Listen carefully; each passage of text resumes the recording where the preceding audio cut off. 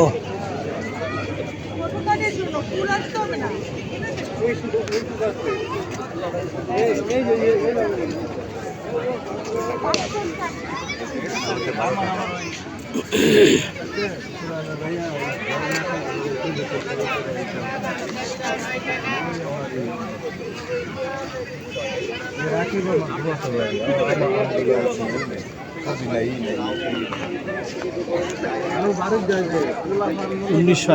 সালের এই দিনে 1971 সালের এই দিনে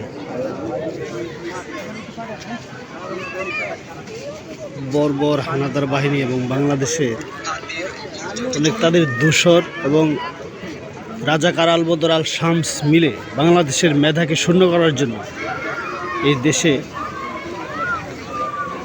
মুক্তিযোদ্ধাদের উপর ঝাঁপিয়ে পড়ে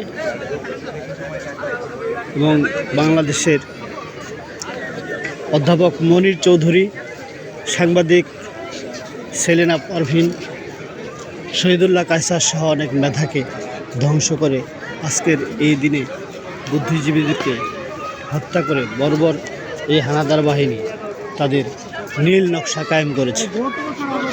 এই নীল নকশা বাংলাদেশের প্রেক্ষাপটে এখনও চলছে। আমরা যতটুকু জানি বাংলাদেশকে এখনও মেধাশূন্য করার প্রচেষ্টা। আজকে শহীদ বুদ্ধিজীবীদের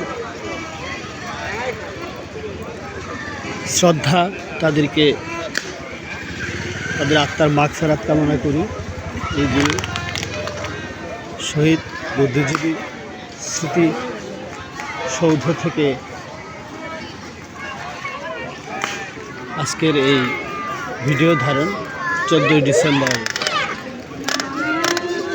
2025। মানুষ অনেক জনগণ এখানে ভিড় করেছে এবং শহীদ বুদ্ধিজীবী কবরস্থান এখানে দেখতে এসেছে সবাইকে।